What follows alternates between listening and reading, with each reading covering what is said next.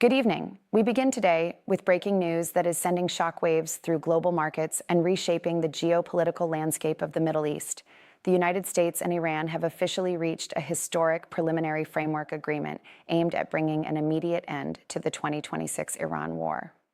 U.S. President Donald Trump confirmed the breakthrough via social media, declaring the deal complete and authorizing the immediate lifting of the U.S. naval blockade on Iranian ports. Simultaneously, Tehran has agreed to a permanent ceasefire and the reopening of the strategic Strait of Hormuz. This monumental pact, brokered by intensive regional mediation, marks the most significant diplomatic turnaround in decades. But as the world breathes a sigh of relief, seasoned analysts warn that the hardest part of these negotiations is just beginning. To understand the magnitude of this development, we must look at how we arrived here. The conflict erupted in late February of this year, initiated by high-intensity U.S. and Israeli airstrikes across Iran that targeted the regime's leadership and military architecture. Tehran retaliated with a barrage of missile and drone strikes against Israel and U.S. allied installations across the Gulf. The escalating hostilities effectively shut down the Strait of Hormuz, the world's most vital energy transit choke point through which 20% of global oil and liquefied natural gas passes. Though a temporary, fragile ceasefire was brokered in April by Pakistan, intermittent tit-for-tat strikes continued, devastating regional stability and crippling global supply chains.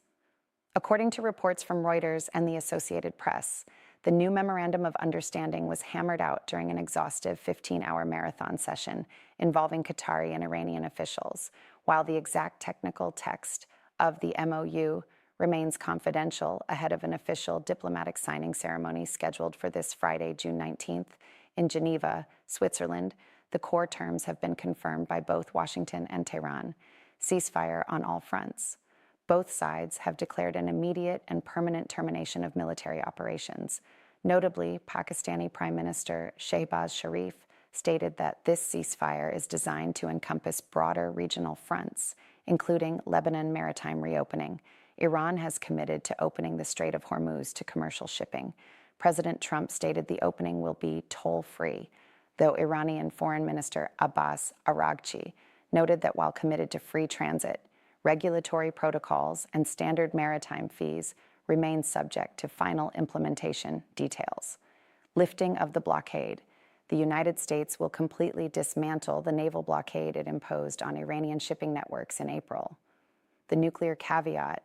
Crucially, the fate of Iran's highly enriched uranium stockpile and its missile infrastructure has been completely decoupled from this agreement and deferred to future technical talks. The global impact of the announcement was instantaneous. Crude oil prices tumbled sharply upon the news, reflecting market confidence that a reliable flow of energy will return to the Persian Gulf. United Nations.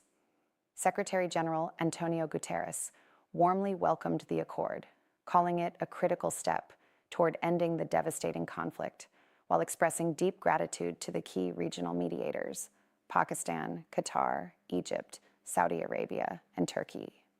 Now, let's separate confirmed facts from geopolitical analysis. What happens next, and what could derail this fragile peace? The major challenge to this agreement is what it leaves out. By prioritizing a ceasefire and the reopening of shipping lanes, the framework returns the region to its pre-war status quo, but with one massive variable: Iran's highly enriched uranium stockpile remains largely intact beneath heavily fortified sites. President Trump has already issued a stern warning to the New York Times, stating that if Iran fails to reach a final, verifiable agreement on dismantling its nuclear ambitions, the U.S. will immediately restart military operations. Conversely, hardline factions inside Tehran, such as the ultra-conservative Paydari Front, have already staged small-scale protests in Iranian cities, fiercely opposing any long-term concessions to Washington. Furthermore, Israel remains a critical wild card. Sidelined from these direct U.S.-Iran negotiations, the Israeli military conducted airstrikes on Beirut's southern suburbs, just as the deal was being finalized, highlighting a fundamental misalignment. While Washington and Islamabad assert the ceasefire applies to Lebanon, Israel maintains its operations against Hezbollah are distinct from the U.S.-Iran accord.